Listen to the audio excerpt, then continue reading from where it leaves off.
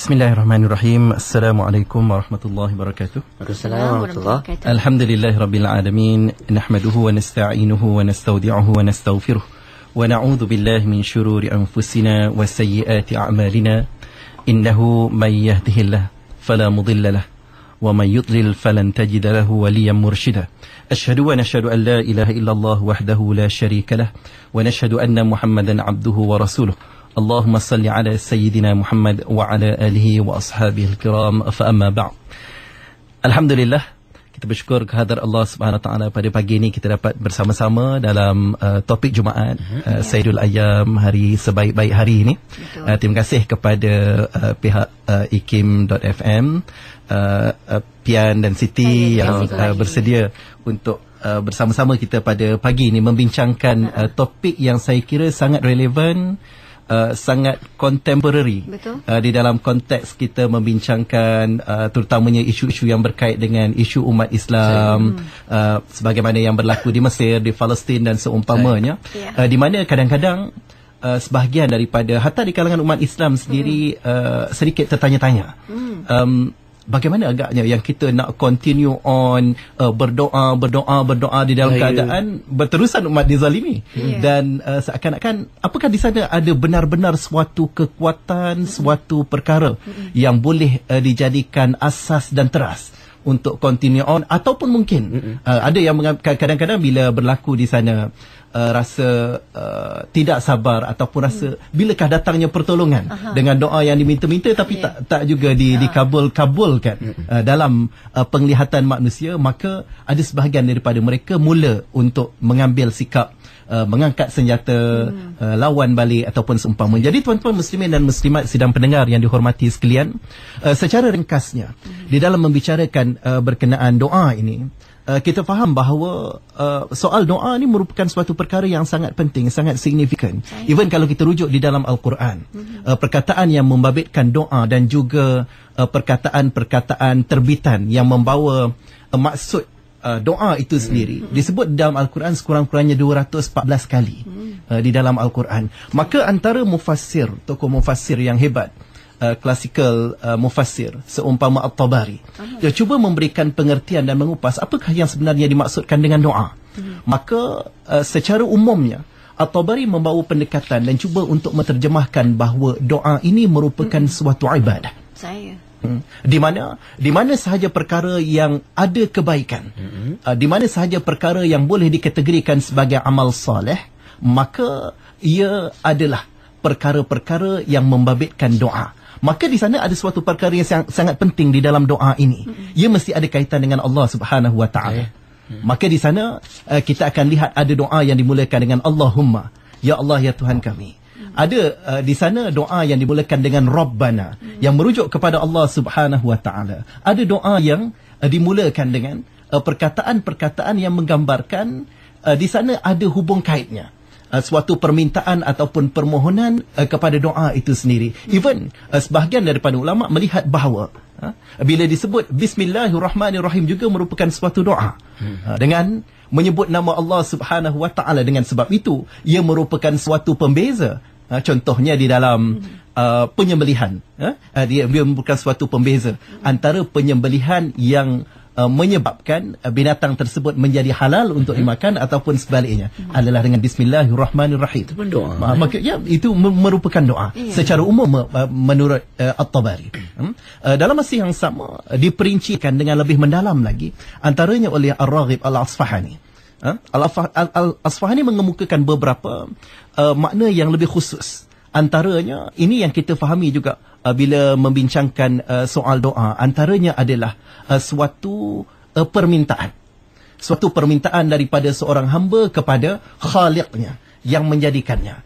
Dan permintaan ini macam-macam permintaan. Tetapi sekali lagi ia perlu untuk dikaitkan dengan Allah Subhanahu wa taala. Maknanya minta daripada Allah Subhanahu wa taala. Kalau minta daripada Pian ataupun Siti, maka dia tidak dikategorikan dalam perbincangan kita. Belum dalam doa dapat ni. pun minta mampu nak bagi apa-apa contohnya. Jadi tuan-tuan muslimin dan muslimat sidang hadirin dan hadirat para pendengar yang dikasihi sekalian, secara ringkasnya bila membincangkan soal doa ni juga, Al-Asfahani mengemukakan antara lain juga adalah doa di dalam keadaan kita meminta pertolongan dan perlindungan daripada Allah Subhanahu Wa Taala, ataupun dalam bahasa Arab biasa disebut sebagai al-istighatsah, mohon pertolongan daripada Allah Subhanahu Wa Taala. Dan secara ringkas saya cuba untuk fokus kepada topik kita pada hari ini bila membincangkan berkenaan bagaimana doa ini boleh menjadi sumber kekuatan kepada umat Islam. Saya cuba untuk berkongsi dengan 4K pada pagi Jumaat ini, yang kalau boleh untuk diringkaskan, K yang pertama adalah kehambaan,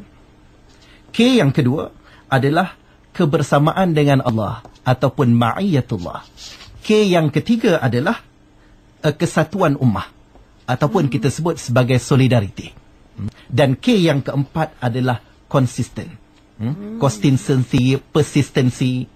Bagaimana keempat-empat K ini adalah apa yang kita boleh terjemahkan dan juga kupas daripada perbincangan berkenaan bagaimana agaknya doa ini boleh menjadi sumber kekuatan kepada umat Islam. Hatta di sana biasa disebut dan juga dirujuk, walaupun ada perbincangan sama ia merupakan suatu hadis ataupun suatu ungkapan kata-kata hikmah berkenaan ad-du'a silahul mu'min, senjata orang-orang mukmin. Jadi secara ringkas saya cuba untuk kupas yang pertama, kehambaan. Biasa kita melihat bahawa bila sebut hamba-hamba ni dia jadi lemah, bukan jadi kuat, betul? Maka dalam hal ini doa adalah berbeza, di mana bila kita benar-benar merasai rasa kehambaan, disitulah sebenarnya saat-saat kita paling kuat, paling kukuh dan paling ampuh. Sebab apa? Bila mana kita mempunyai kehambaan yang mutlak, itulah saat di mana kita bergantung sepenuhnya kepada kekuasaan Allah Subhanahu Wa Taala. Kita bergantung sepenuhnya kepada kudrah Allah Subhanahu Wa Taala dan iradah Allah Subhanahu Wa Taala, bukan lagi bersandar kepada keupayaan dan juga kemampuan manusia. Dengan sebab itu, tuan-tuan muslimin dan muslimat sedang pendengar yang dikasihi sekalian, bila kita bincangkan mana agaknya waktu yang paling istimewa bila menyampaikan doa ataupun ingin meminta pertolongan daripada Allah Subhanahu Wa Taala, maka di sana semua bersetuju bahawa ia adalah di dalam solat adalah waktu yang terbaik.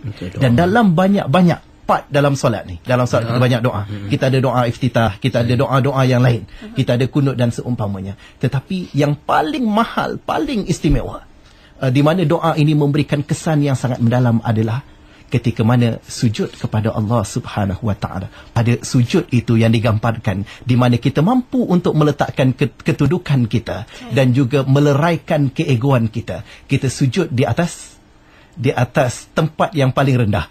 Di atas tempat yang paling rendah. Whatever kita punya dataran ke, dia adalah tempat yang paling rendah, iaitu sama ada ia merupakan tanah, sama ada ia merupakan lantai.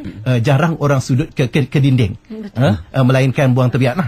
Jadi tuan-tuan muslimin dan muslimat sidang pendengar yang dikasihi sekalian, maka di situ kehambaan, rasa kehambaan, bila kita rasa benar-benar mengharap kepada Allah Subhanahu Wa Taala, inilah kehambaan. Kekuatan yang sebenar kita daripada Allah Subhanahu Wa Taala. Kekuatan yang sebenar kita bukan bersandar kepada keupayaan manusiawi kita. Walaupun kita seorang Superman, walaupun kita seorang Batman, walaupun kita mungkin seorang superhero, tetapi ia bukan sandaran kekuatan. Umat Islam sandaran kekuatannya Allah Subhanahu Wa Taala. Bila dekat kepada Allah, insya-Allah kita bersama dengan Allah dan kuat bersama dengan Allah. Itu K yang pertama. K yang kedua, boleh lagi ke Pian? Boleh Ustaz. K yang kedua, seronok mendengar ni, adalah kebersamaan bersama dengan Allah Subhanahu Wa Taala, ma'iyatullah. Dan ini yang membezakan. Contohnya bila berlaku pertembungan antara satu pihak dengan satu pihak yang lain, maka kebersamaan dengan Allah Subhanahu Wa Taala akan meletakkan kita rasa secure, akan meletakkan kita rasa selamat, berani, rasa selamat. Contohnya, orang Melayu biasa membincangkan berkenaan ketakutan kepada hantu. Dan banyak filem-filem kita juga fokus kepada isu hantu dan seumpamanya, tapi itu kita bincang topik lain lah. Cuma bila kita akan rasa secure, rasa semangat, walaupun kita mungkin terpaksa berhadapan dengan Pontianak, hantu raya-raya ni kan, ataupun pelbagai jenis hantu, tapi macam mana kita nak rasa paling secure? Bila kita Contohnya baca ayat kursi. Contohnya kita menyebut nama Allah Subhanahu Wa Taala. Kita bertakbir. Dan filem-filem hantu kita pun kadang-kadang bagus juga mengetengahkan bahawa hantu ni boleh ditewaskan dengan kekuatan keimanan dan juga kebersamaan bersama dengan Allah Subhanahu Wa Taala. Dan dalam pertembungan di antara al-haq dan juga batil. Dalam hal ni tuan-tuan, puan-puan, muslimin dan muslimat sidang pendengar yang dikasihi sekalian, kebersamaan bersama dengan Allah itu meletakkan pembezaan di antara mereka yang contohnya berjuang di jalan Allah Subhanahu Wa Taala sebab dia berasa bahawa dia bersama dengan Allah Subhanahu Wa Taala, dia tidak bimbang. Kalaupun mungkin di dalam perjuangan itu terpaksa menempuh saat kematian. Tetapi bagi mereka yang tidak bersama dan tidak ingin untuk bersama dengan Allah Subhanahu Wa Taala, tiada kebersamaan dengan Allah Subhanahu Wa Taala, yang paling bimbang bila berlaku pertemuan adalah kematian. Mereka takut mati. Maka ini yang membezakan. Sebab itu tuan-tuan muslimin dan muslimat, kenapa di kalangan umat Islam berasa cukup yakin dengan jalan yang dipilih, kalau jalan itu adalah jalan yang diaturkan ataupun disuruh oleh Allah Subhanahu Wa Taala, adalah di mana mereka tidak bimbang. Kalau mereka berjaya, contohnya mereka berjaya di dalam perjuangan mereka menumpaskan musuh-musuh Allah Subhanahu Wa Taala, contoh daripada zaman Nabi Muhammad sallallahu alaihi wasallam, para sahabat dan juga pejuang-pejuang Islam yang terdahulu, mereka tak bimbang.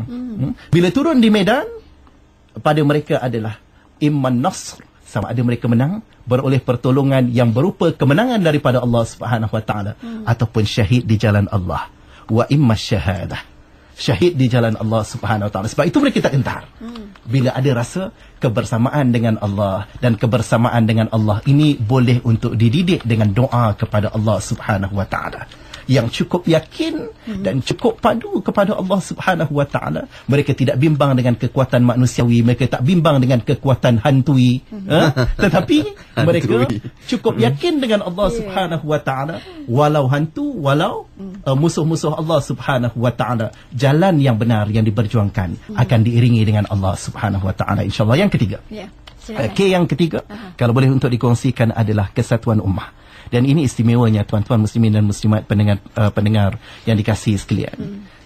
Kalau kita tengok dalam khutbah Jumaat juga, kita akan meletakkan hari-hari Jumaat kan, pakat-pakat dengar belaka, bahawa dalam doa, antara perkara yang perlu untuk disebut dalam khutbah Jumaat adalah doa kepada umat Islam seluruhnya. Ini kekuatan yang tidak dapat untuk disangkal sepatutnya kalau benar-benar menghayati.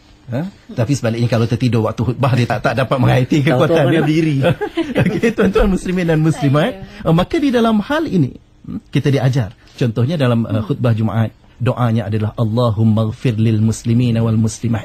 Walaupun kita tak kenal, walaupun mungkin first time jumpa Pian Siti hari ini, tetapi tanpa kita sedar, saya pernah doakan kepada Pian dan Siti sebelum ini. Pian pun begitu juga, betul? Jadi tuan-tuan muslimin dan muslimat, ini kekuatan solidariti ummah, di mana banyak skrip-skrip doa kita adalah Rabbana. Rabbana menyebut bahawa Tuhan kami, berikanlah kepada kami jalan yang benar, berikanlah kami bantuan, berikanlah kami itu, ini dan seumpamanya. Kita minta bukan setakat untuk kita sahaja, tapi untuk jiran-jiran kita juga, untuk sanak saudara kita, untuk rakan-rakan kita, untuk seluruh umat Islam.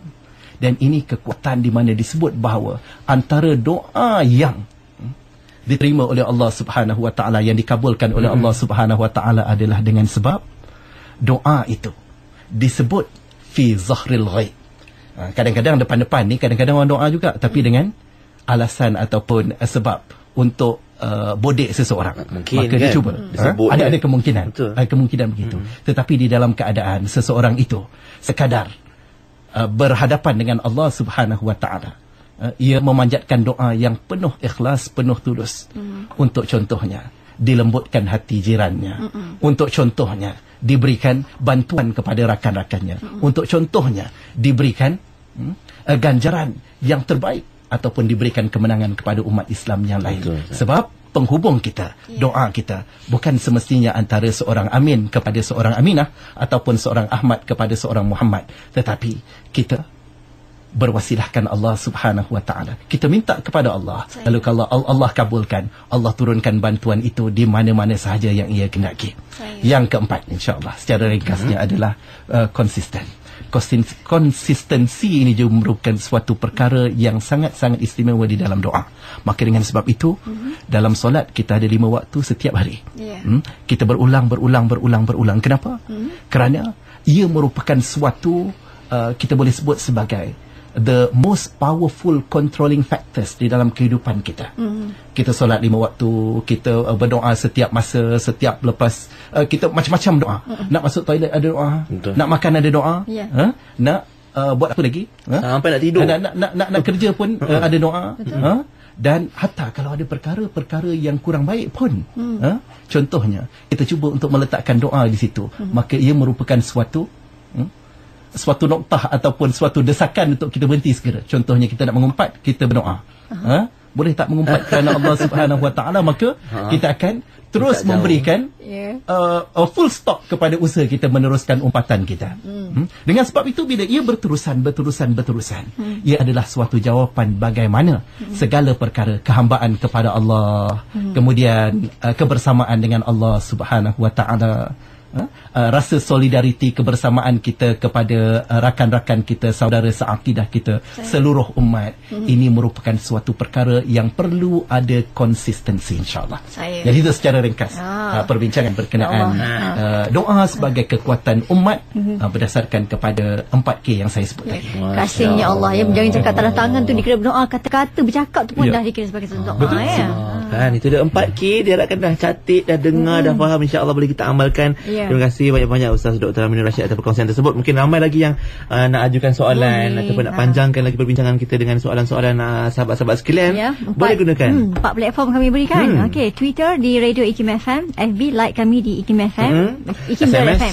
SMS type IKIM jarak soalan anda ke 39111 ataupun talian 0362051500. InsyaAllah Ustaz Dr. Aminur Rashid sedia menanti untuk berkongsikan jawapan. Betul kan macam doktor, kalau kita selalu bayangkan doa itulah kita punya komunikasi dengan Allah Subhanahu Wa Taala. Dengan kadang-kadang mak ayah pun nak minta duit pun, kita bahasa ni tak tidur malam nak susun bahasa kan. Jadi kadang-kadang kenapa dengan doa tu kadang-kadang kita rasa macam asal boleh je.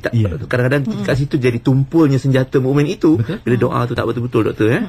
Okey, macam doktor katakan tadi, doa itu kena berterusan, kena ada konsistennya. Tidak boleh rasa bersungguh doa bukan main dengan melitih mata. Tapi kalau dah tak nak, macam semalam lah Tuhan, macam tu kan. Jadi macam mana copy paste, macam mana nak mengelak rasa jemu dalam berdoa walaupun kita minta banyak kali dalam konsistensi itulah. Macam mana doktor? Tuan-tuan muslimin dan muslimat sidang pendengar yang dikasihi sekalian, ia merupakan suatu perkara yang sangat bagus. Memang bila kadang-kadang kita buat kerja yang sama, kita rasa bosan. Betul. Bila kadang-kadang kita buat kalau kita kerja, kita menulis, maka lahir rasa jemu, rasa bosan dan seumpamanya. Tetapi di dalam berdoa kepada Allah Subhanahu Wa Taala ini, apa kata Allah Subhanahu Wa Taala di dalam Al-Quran? Wa idza sa'alaka 'ibadi fa inni qarib. Bila mana kita minta kepada Allah Subhanahu Wa Taala, Allah kata Allah makin dekat. Allah dekat kepada kamu.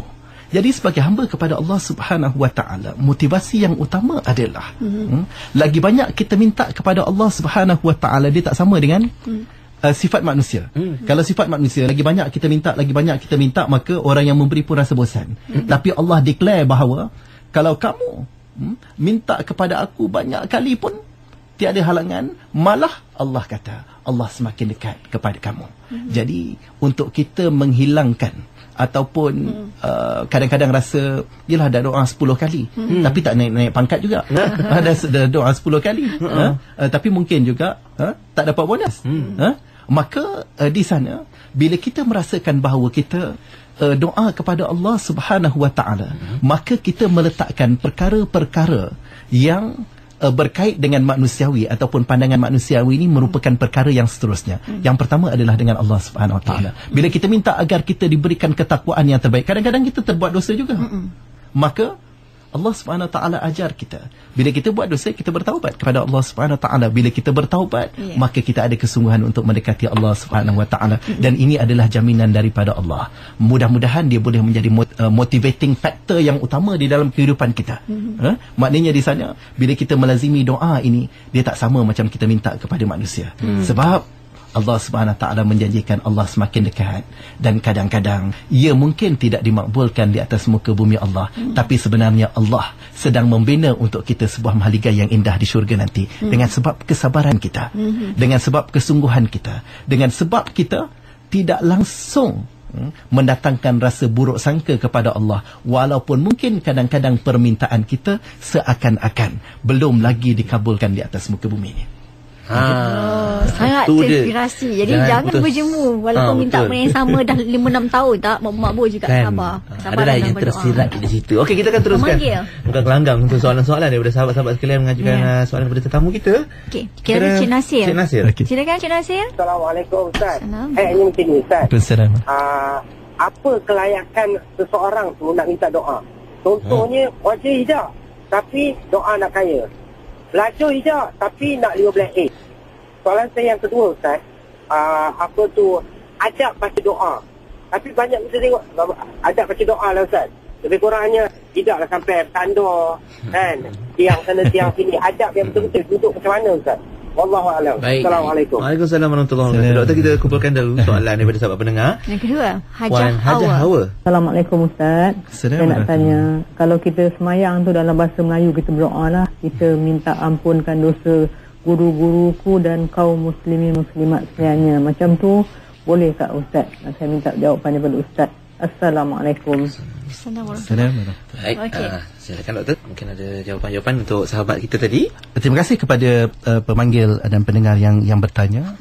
Rabbana aftah bainana wa baina qaumina bil haqq wa anta khairul fatihin. Soalan yang pertama, soalan yang cukup baik. Apakah kelayakan kita bila kita nak minta kepada Allah Subhanahu Wa Taala?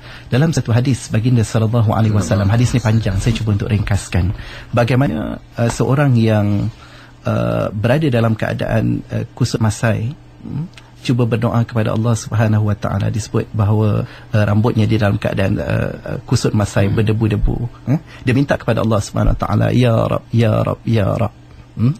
Kemudian Rasulullah sallallahu alaihi wasallam menyebut bahawa wa mat'amuhu haram. Dia mendapat makanan ataupun sumber makanannya adalah daripada yang haram. Dia makan daripada perkara yang haram. Maka Rasulullah sallallahu alaihi wasallam menyebut fa anna yustajabu lidzalik. Atau kama qala sallallahu alaihi wasallam, bagaimana Allah Subhanahu Wa Taala nak kabulkan permintaanmu di dalam keadaan perkara-perkara yang sebut tadi, pakaiannya haram, ataupun punca rezekinya haram, ataupun ia terlibat dengan perkara-perkara yang haram ataupun seumpamanya. Maka kalau boleh untuk diringkaskan, ia memberikan penekanan kepada beberapa perkara yang boleh disebut sebagai kelayakan itu tadi. Yang pertama adalah kita nak minta daripada Allah Subhanahu Wa Taala yang menjadikan kita. Ini bukan minta daripada bos kita, bukan minta daripada kawan kita, bukan minta daripada guru kita, tetapi minta daripada Allah Subhanahu Wa Taala. Kalau kita nak berdepan dengan bos kita, maka kita akan berusaha menyiapkan. Contohnya, kerja kita siap. Maknanya sebagai hamba kepada Allah Subhanahu Wa Taala, sepatutnya kita telah menyempurnakan solat kita. Kita telah menyempurnakan tuntutan-tuntutan yang berkait dengan kita. Dan dalam masa yang sama, kita akan mempersiapkan diri dalam keadaan yang terbaik. Jarang orang jumpa bos pakai gaya belikat je. Maka, bila bertemu dengan Allah Subhanahu Wa Taala, sekurang-kurangnya minta daripada Allah Subhanahu Wa Taala dalam keadaan yang terbaik. Kalau keadaan yang terbuka contohnya, maka ia perlu memastikan bahawa dirinya dalam keadaan syariah compliant, for example, menutup aurat yang sempurna. Dalam keadaan yang terbaik begitu. Cuma kadang-kadang habis tu kalau kita kebetulan bukan seorang yang dilahirkan terus baik kan, adakah kita tak layak untuk berdoa? Tidak sama sekali. Allah Subhanahu Wa Taala memberikan penegasan betapa doa ini terbuka kepada semua orang. Cuma kita sebagai mereka yang meminta sepatutnya meletakkan prasyarat ke atas diri kita sendiri, sebagai suatu rasa kesungguhan kita kepada Allah Subhanahu Wa Taala. Ya benar, kadang-kadang contohnya dalam membincangkan soal menutup aurat, for example, kadang-kadang ada orang dia belum lagi sampai seruan ataupun belum mendapat hidayah untuk menutup aurat, tetapi dia ada keazaman. Maka saya akan menasihatkan teruskan berdoa, teruskan berdoa, teruskan berdoa. Maka di sana kalau boleh untuk diringkaskan, kita perlu untuk meletakkan diri kita di dalam keadaan pengharapan yang sebenar-benarnya kepada Allah Subhanahu Wa Taala. Kita sedar kita melakukan dosa, kita sedar kita mungkin melakukan maksiat, tetapi bila kita ada pengharapan kepada Allah Subhanahu Wa Taala, bukan bermakna kita menghalalkan, tapi sekurang-kurangnya kita menyesali kesilapan-kesilapan ataupun perkara-perkara dosa yang kita lakukan kepada Allah Subhanahu Wa Taala. Kemudian yang kedua, tuan-tuan muslimin dan muslimat, adalah kita cuba untuk memastikan bersih sumber-sumber yang berkait dengan diri kita. Contohnya nafkah kita, punca pendapatan kita, makan kita, minum kita, dan juga rumah kita sepatutnya berada pada kedudukan yang paling syariah compliant, insya-Allah. Maka pada kedudukan itu dia akan menjawab kedudukan seorang hamba Allah Subhanahu Taala yang nak minta kepada Allah Subhanahu Taala, minta kepada Allah, tetapi dia gagal memastikan sumber-sumber kehidupannya daripada perkara yang halal. Sebab ia memberikan kesan di dalam doa kita. Kadang-kadang itu juga yang menyebabkan lambatnya doa kita terkabul. Kadang-kadang kita berdoa, tetapi mengumpat kita pun sama laju dengan banyaknya doa yang kita lafazkan. Maka tidak pelik kalau kadang-kadang ditangguhkan oleh Allah Subhanahu Wa Taala. Okey. Jadi tuan-tuan muslimin dan muslimat, dalam hal yang sama, prasyarat yang berkait ataupun kelayakan untuk berdoa ini juga adalah di mana kita akan cuba untuk memastikan kita mencari ruang dan saat yang terbaik. Doa ni berkomunikasi dengan Allah Subhanahu Wa Taala. Kadang-kadang orang memikirkan doa ni mesti di masjid, doa ini mesti di tikar sembahyang, tapi sebenarnya adalah doa yang paling dihargai oleh Allah Subhanahu Wa Taala bila mana kita benar-benar berbicara dengan Allah yang lahir daripada lubuk hati kita. Maka pada kedudukan itu, kita diajar untuk mengkhususkan masa-masa yang tertentu untuk kita bermuhasabah kepada Allah Subhanahu Wa Taala. Kita menilai diri kita balik. Dalam masa yang sama, kita juga cuba untuk mencari dan mengajak ahli keluarga kita untuk berdoa kepada Allah Subhanahu Wa Taala, minta sungguh-sungguh daripada Allah Subhanahu Wa Taala. Tak perlu untuk buat pengisytiharan, tak perlu untuk masuk radio untuk mengumumkan kami bertaubat, untuk mengumumkan kami dah insaf, tidak. Tetapi sebaliknya, kita cuba untuk menyediakan ruang yang sewajarnya, dan ruang ini adalah ruang yang konsisten saya sebut tadi. Okey, kalau boleh untuk diringkaskan. Kemudian adab-adabnya, tuan-tuan muslimin dan muslimat, bila membicarakan soal adab ini juga, sekali lagi saya sebut tadi, bila kita berdoa, kita minta daripada Allah Subhanahu Taala yang menjadikan kita, maka gunakanlah ayat yang terbaik kepada Allah Subhanahu Taala. Maka di sana kita biasa diketengahkan dengan menyebut Allahumma Rabbana, dan memastikan bahawa kita minta kepada Allah Subhanahu Wa Taala perkara-perkara yang, again, bila sumbernya syariah compliant, doa pun kena syariah compliant juga. Itu adab yang paling utama untuk memastikan. Kadang-kadang kita minta doa kepada Allah Subhanahu Wa Taala agar kawan kita tak naik pangkat. Itu tak syariah compliant. Kita minta kepada Allah Subhanahu Wa Taala untuk perkara-perkara yang sememangnya bercanggah dengan kehendak Allah Subhanahu Wa Taala. Walaupun kita minta sesuatu yang kadang-kadang dilihat sebagai kebaikan, contohnya lembutkanlah hati kawan kita untuk bersedia pergi konsert mungkar bersama dengan kita. Lembutkan hati itu baik. Tetapi bila menuju ke konsert mungkar, maka itu adalah tidak syariah compliant. Yang sekaligus di dalam kita minta kepada Allah Subhanahu Wa Taala, kita boleh minta apa sahaja, tetapi kena pastikan ia adalah perkara yang syariah compliant. Kalau meminta naik pangkat, naik gaji, tidak salah. Tetapi jangan pula naik pangkat, naik gaji untuk menindas orang lain. Jangan pula untuk melakukan perkara yang tak baik kepada orang lain. Okey, itu yang pertama. Kemudian yang kedua, tuan-tuan muslimin dan muslimat, Nabi SAW juga mengajarkan kepada kita nak menggambarkan di dalam berdoa kena bersungguh-sungguh. Maka di sana diajar untuk kita, Nabi SAW biasanya dalam berdoa, Nabi akan mengangkat tangan. Mengangkat tangan sebagai suatu gambaran ada rasa pengharapan, bukan rasa bermalas-malas. Maknanya kita nak minta daripada Allah Subhanahu Wa Taala, jangan sesekali kita menggambarkan seakan-akan kita malas, seakan-akan kita kurang beradab dengan Allah Subhanahu Wa Taala. Maka kita angkat tangan, kita bersungguh-sungguh kepada Allah Subhanahu Wa Taala. Dan doa yang terbaik juga adalah kita berusaha untuk menghadap kiblat. kita menghadap kiblat. Dengan sebab itu yang terbaik adalah waktu solat. Sebab waktu solat itu kita menghadap kiblat kepada Allah, menghadap kiblat. Dan ia merupakan suatu adab yang perlu untuk kita usahakan dilaksanakan dalam keadaan yang terbaik. Dan kemudian antara adab yang lain juga adalah kita memastikan dalam keadaan yang sempurna, dalam keadaan kita telah berwuduk contohnya. Itu juga adalah gambaran-gambaran bagaimana kita betul-betul cuba memberikan sesuatu yang terbaik di hadapan Allah Subhanahu Wa Taala dalam keadaan hatinya sempurna, dirinya sempurna, bersih dan seumpamanya. Kemudian tuan-tuan muslimin dan muslimat, soalan daripada Puan Hawa, Haji Hawa tadi berkenaan bahasa yang digunakan di dalam berdoa ni. Bila Allah Subhanahu Wa Taala sebut bahawa wa idza sa'alaka ibadi, Allah tak sebut bahawa abdun malayuwi, hamba yang Melayu sahaja ataupun hamba yang Arab sahaja.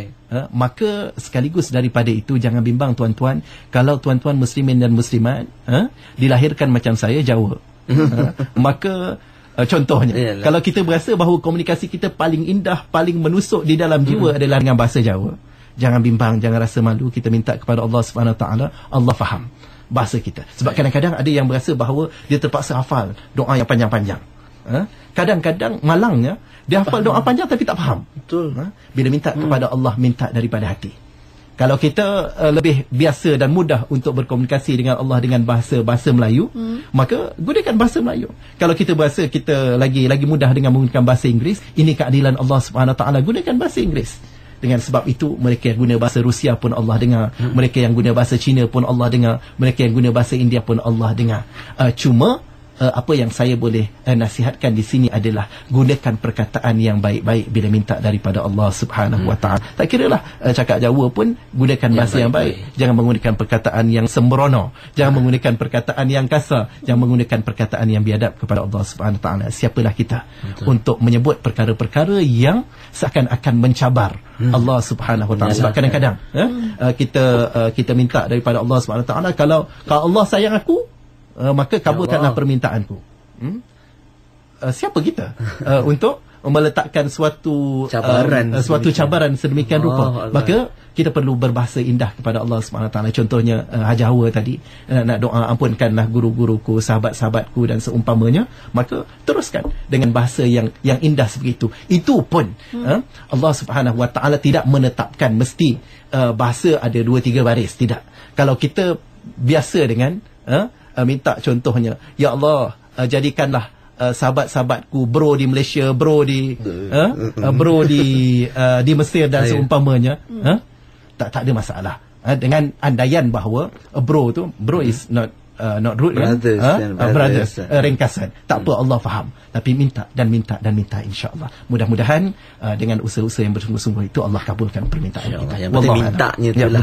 Itulah talian hayatnya kita menerusi doa insya-Allah. Okey. Kita ada satu soalan, mungkin macam doktor sendiri pun turut terlibat dengan prihatin Mesir, doktor, ya. Dan juga sekarang tentang isu yang berlaku pergolakan di Timur Tengah, khususnya di Mesir, Suria dan sebagainya. Ada satu soalan daripada Helmi Hadi, wajarkah kita berdoa Ustaz untuk kebaikan sesuatu golongan, contohnya saudara-saudara kita di Timur Tengah, di Mesir, Palestin dan juga tempat-tempat lain, sedangkan golongan tersebut tidak bersatu terlebih dahulu dan berbalah sesama sendiri? Atau adakah kita patut mendoakan mereka bersatu dahulu sebelum mendoakan kemenangan ataupun keamanan untuk mereka? Okey, terima kasih kepada saudara Helmi Hadi yang bertanya, ya. Di dalam hal ini macam mana dulu kita nak doa agar mereka bersatu ke, ataupun kita berdoa kepada satu pihak ataupun mendoakan kemenangan, satu pihak kemenangan, satu pihak kekalahan, ataupun seumpamanya. Di dalam hal doa ini, dengan saya meletakkan bahawa antara prasyarat yang utama adalah syariah compliant, maka di sana perkara yang penting di dalam kita mendoakan sesuatu adalah asasnya kebenaran. Asasnya kebenaran. Maka kalau kita melihat, kalau ada 2 ataupun 3 kelompok yang bertelagah, bertembung ataupun seumpamanya, maka adalah menjadi suatu kewajipan kepada kita untuk mendokong, menyokong dan juga bersama-sama dengan mereka di atas jalan kebenaran. Dan jalan kebenaran ini adalah jalan universal. Dia bukan setakat di kalangan umat Islam sahaja, malah mereka yang bukan Islam pun akan ada nilai yang sama. Ada nilai yang sama. Benar ini adalah sekian. Dengan sebab itu penegasan daripada Allah Subhanahu Wa Taala menyebut sebagai suatu amaran, jangan sesekali kita bersama-sama dengan mereka yang melakukan kezaliman. Wala tarkanu ila alladhina zalamu fatamassakumun nar. Apa kata Allah Subhanahu Wa Taala? Jangan sesekali cenderung bukan lagi bersekongkol, bukan lagi bersama-sama dengan mereka menembak, bukan lagi bersama-sama dengan mereka melakukan kezaliman, penipuan, penyelewengan dan semua. Baru cenderung bahasa mudah kita adalah sokong. Dan sokong sikit-sikit, sokong setengah, sokong banyak, apatah lagi. Baru sokong pun Allah kata jangan sesekali. Jangan cenderung kepada mereka yang melakukan kezaliman. Maka atas dasar itu, dalam konteks Mesir contohnya, apa yang kita lihat kadang-kadang digambarkan bagaimana pertembungan adalah antara the so-called Muslim Brotherhood, Ikhwanul Muslimin, dengan pihak tentera. Tapi sebenarnya tidak. Kalau boleh saya rumuskan, apa yang berlaku adalah dia adalah golongan yang cuba untuk memperjuangkan kebenaran di atas dasar, contohnya, menghormati keputusan pilihan raya. Menghormati keputusan pilihan raya bila ia dijalankan di dalam keadaan yang telus, tiada pertikaian padanya, maka di sana ia perlu untuk dihormati. Baik anda Islam, baik anda bukan Islam, kita bersetuju bahawa ia perlu untuk dihormati. Maka apa yang berlaku adalah rampasan kuasa atas alasan-alasan yang tidak wajar. Maka di sana ini adalah suatu bentuk kezaliman. Dan lebih nyata lagi bila mana berlaku pembunuhan beramai-ramai. Kalau mungkin kita terbaca apa yang disebut oleh Perdana Menteri Turki contohnya, Erdogan, beliau menyebut bahawa anda tak perlu untuk menjadi seorang rakyat Mesir, cukup untuk menjadi seorang manusia untuk menghukum bahawa tindakan yang dilakukan adalah kezaliman. Mana mungkin tidak zalim bila mana seorang bayi yang baru beberapa hari juga menjadi mangsa, ditembak secara random. Dan dalam Islam sendiri, ketika mana di dalam perang pun ada etikanya. Tak boleh touch golongan-golongan yang dikategorikan sebagai golongan yang perlu untuk diberikan perlindungan. Contohnya wanita, kanak-kanak, orang tua, orang yang disable, orang yang cacat, perlu untuk dihormati. Masjid, bukan setakat masjid, church, gereja, sinagog, tempat beribadat orang Yahudi, dan juga mungkin dalam konteks Malaysia, kuil ataupun seumpamanya, adalah tempat-tempat yang untouchable sepatutnya dalam keadaan perang. Apa yang berlaku di Mesir, dia bukan perang, dia adalah suatu himpunan aman. Maka tiada sebarang justifikasi melainkan menyebut bahawa itu adalah kezaliman di suatu pihak yang dilakukan. Itu memang kezaliman yang nyata. Dengan sebab itu, tuan-tuan muslimin dan muslimat, asas yang pertama adalah kebenaran ataupun kebatilan. Dan untuk menentukan kebenaran ataupun kebatilan, kita sebagai umat Islam, rujukan kita adalah Al-Quran dan As-Sunnah. Al-Quran memberikan suatu pendekatan yang clear cut. Yang hak itu jelas, yang halal itu jelas, yang haram itu juga jelas. Yang hak jelas, yang batil pun jelas. Maka kita perlu untuk bersama-sama dengan kebenaran. Dan dalam masa yang sama, kalau kita mendoakan kesatuan ataupun seumpamanya, ini memang suatu doa yang sepatutnya kita perbanyakkan. Cuma sekali lagi, kesatuan perlu berasaskan kepada keadilan. Kesatuan tidak boleh untuk dibina atas dasar kezaliman. Jangan dengan sebab kita kata bahawa kita perlu bersatu dengan sebab kita sama-sama Arab. Arab sahaja tidak boleh dijadikan asas sebagai landasan kesatuan. Sebaliknya, kita perlu bersatu di atas dasar kebenaran. Kita perlu bersatu untuk menolak kezaliman. Maknanya di sana, kita tak boleh untuk compromise dengan, contohnya, tak apa zalim sikit, asalkan kita dapat bersatu. Tak apa dengan sebab kita color yang sama, contohnya sama-sama satu bangsa, maka kita perlu bersatu, tetapi kita tidak membersihkan perkara-perkara yang bersifat tidak adil, perkara-perkara yang ada kezaliman di sana, ada unsur penyelewengan dan seumpamanya. Maknanya di sana, kita tidak boleh bersatu sama-sama Arab untuk merompak. Kita tak boleh bersatu sama-sama Melayu, for example, untuk bersama-sama melakukan penganiayaan ataupun kezaliman ke atas mana-mana pihak, maka di sana bersatu adalah suatu tuntutan, tetapi kesatuan perlu didasarkan kepada kebenaran, dan kebenaran itu sekali lagi ia didasarkan kepada Al-Quran dan As-Sunnah. Wallahu a'lam. Okey, baik. Kita ada 3 lagi pemanggil. Harap kita dapat raikan. Sempatnya insya-Allah. Okey, Encik Ishak dari Pahang. Saya nak tanya, saya ni doa bahasa Melayu, bahasa Arab saya tak boleh. Ni saya doa bahasa Melayu. Tapi doa bahasa Melayu macam mana cara dia? Untuk Ustaz tolong bacakan sikitlah. Itu saja. Terima kasih. Mungkin dah dijawab tadi, dah dijelaskan oleh doktor sebentar tadi. Soalan lagi ditanya. Firdaus dari Sri Kembangan. Saya minta pendapat dengan Ustaz lah. Okey, bagaimana jikalau sebelum ni seorang tu ada melakukan kesalahan, kesilapan tapi tak bertaubat lagi, dalam pada masa sama berdoa untuk meminta ya Allah memberi hidayah dan keampunan. Jadi adakah doa itu akan makbulkan? Itu saja Ustaz. Terima kasih Ustaz. Baik, terima kasih. Salam. Berikutnya Puan Nuraini dari Bangi. Nak tanya cara berdoa di dalam solat. Ada pendapat menyatakan kalau kita nak berdoa di dalam solat, semasa dalam sujud, kita tak boleh berdoa dalam hati. Dia akan membatalkan solat, sebab katanya kita cuma boleh diam semasa mendengar imam membaca Fatihah sahaja. Jadi kalau kita nak berdoa dalam sujud, kita kena menggunakan bahasa Arab. Tidak boleh. Biasanya kita berdoa dalam bahasa Melayu cuma di dalam hati. Yang di dalam hati tu dia kata akan membatalkan solat. Itu saya nak tahu betul ke tidak. Assalamualaikum. Assalamualaikum. Okey, Cik Firdaus, yelah gara iman ni kan macam air laut pasal surut. Dah rasa nak insaf taubat, tapi buat lagi dosa. Dan masa yang sama menginsafi dan nak buat lagi macam mana keadaan doanya tu? Terima kasih kepada para pendengar yang bertanya tadi. Encik Ishak, kemudian Encik Firdaus bertanya. Encik Ishak saya dah jelaskan tadi berkenaan, cuma Encik Ishak mungkin nak minta penjelasan apa skrip yang terbaik. Saya akan advise bahawa skrip yang terbaik adalah skrip yang kita rasakan terbaik daripada lubuk hati kita. Dia memang tak ada satu skrip yang tertentu. Contohnya kita nak minta untuk mohon keampunan daripada Allah Subhanahu Wa Taala. Kadang-kadang orang menggunakan bahawa ya Allah ampunilah aku. Ada orang menggunakan bahawa ya Allah bersihkanlah diriku daripada dosa. Ya Allah berikanlah peluang kepada diriku untuk bertaubat. Maknanya skrip itu tidak ditentukan. Yang penting ia hadir daripada hati dan ia menyerap resap di dalam jiwa kita, segenap kapilari darah kita. Kita rasa dulu. Kita dapat merasai, dan yang terbaik itu dia akan keluar sendiri.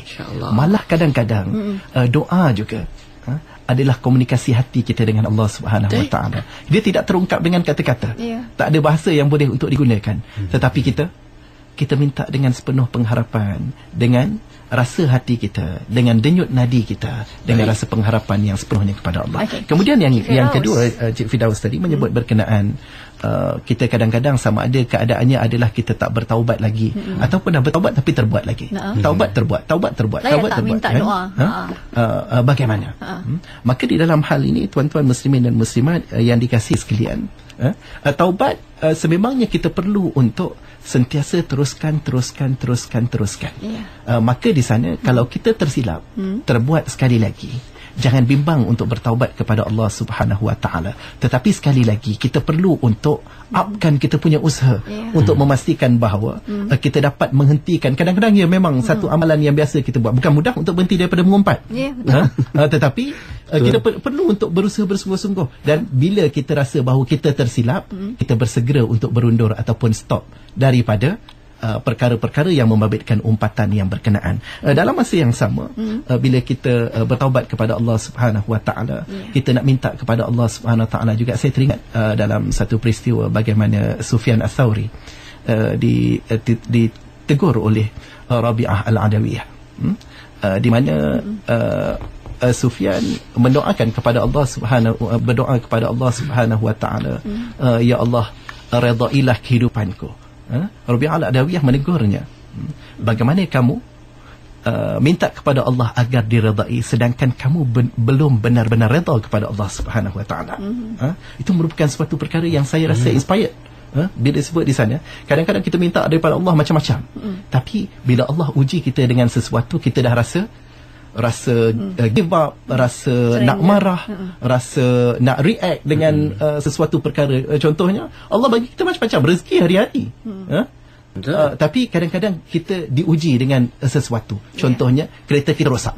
Maka ada sebahagian yang bila kereta rosak tengah jalan, maka kita maki-maki. Kita maki kereta pun bukan jadi baik pun kereta tu. Tetapi dia boleh menyebabkan kita seakan-akan bila perkara yang baik datang daripada Allah, kita okey, syukur. Tapi bila perkara yang tak baik, kita sebaliknya.